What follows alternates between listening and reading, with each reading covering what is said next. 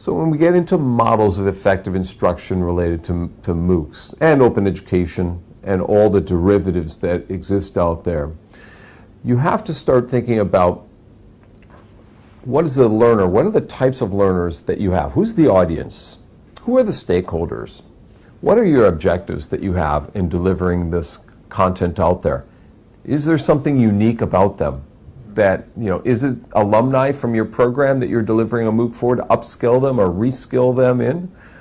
Are they potential students that you're trying to get convinced that this is an interesting program that they might enroll in?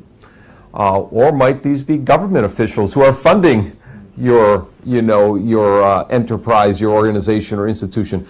Who are the major stakeholders out there for this? For instance, in the UK, they had MOOCs on taxation to get the general public understanding or aware. Or in Africa, they had MOOCs on Ebola crisis when it happened. The stakes were very high in that regard. Sanitation kinds of skills that they were trying to teach and understanding and awareness extremely high.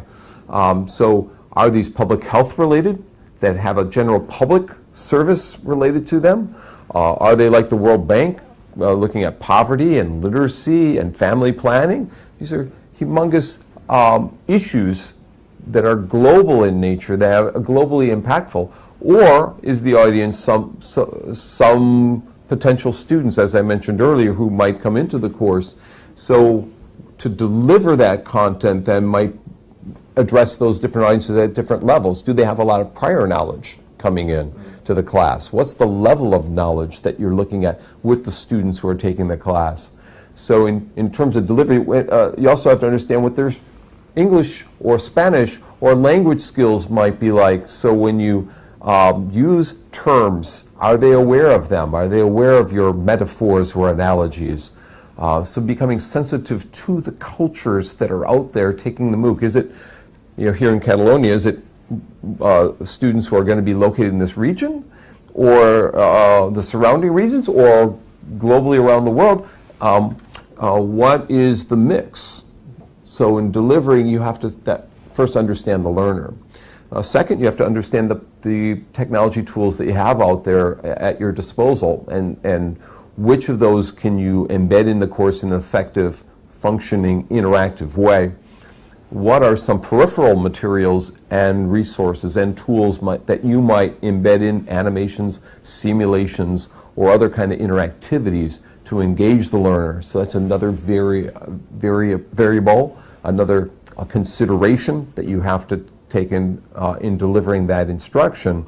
And do they have the tools to access it adequately in the speed in which you're expecting them to have? Will they have the same bandwidth to download those contents? So a lot of variables you have to consider. Also the length of any video lectures in that delivery, and how much do you provide ahead of time and how much do you incrementally provide for your students each week in each module? How do you package it in the delivery? Do you put everything up ahead of time, or do you make it available as units that gradually become available for students over time, or is it a combination of both?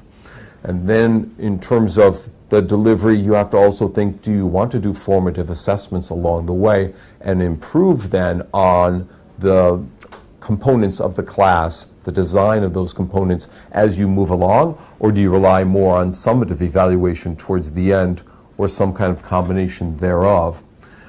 So there are many factors to consider in the design as well as the delivery of your instruction when you do a MOOC, because this is more impactful than a typical class. The students will be coming from dozens, if not almost 200 countries around the world. So a huge area today that researchers are looking at is called a communities of inquiry model, which comes out of Canada, a guy named Randy Garrison out of the University of Calgary. And I think your friends here in Catalonia include Terry Anderson from Athabasca University. They've become known for this COI model, communities of inquiry. And in there, as someone who's teaching a MOOC, you have to consider what teaching presence do you want to have? What kind of social presence do you want to have? And what kind of cognitive presence do you want to have? So to what level are you moving students in terms of the level of discourse within the class? In Bloom's taxonomy, an old standard template for thinking about the level of discourse from knowledge-based to evaluation and synthesis. There's a range of things that you can happen in terms of cognitive presence within the class. And you can elevate that by having students take on roles, or you can have them ask questions at different levels of the Bloom's taxonomy criterion. You can also look at the teaching presence. How often are you there? How much are you participating as an instructor teaching that MOOC? When do you give feedback? How do you give feedback? That kind of thing. So you want to consider the cognitive presence, teaching presence, and then social presence. How do you welcome people into the MOOC? Do you recognize them by name? Do you point out where people are coming from? When I taught a MOOC, the first MOOC that was ever done for Blackboard, when we did synchronous sessions and recorded them, I'd recognize the people I'd see coming in on the chat window and say hello. And I'd have a little map next to me or a globe next to me and put little stickers of where people are coming from in the class to personalize it a bit. And it could say, oh, everyone from Mexico, can you give a response right now? Everyone from South America, maybe, can you give a response? Everyone from Europe. So I tried to get at some of those teaching social and cognitive presence variables through different ways to interact within the chat window space, as well as the discussion forums, as well as students have their own blogs, their own wiki-like tools. And so you want to try and have a schedule to some degree of when you're going to be responding to students in the discussion forums, or you will always be there.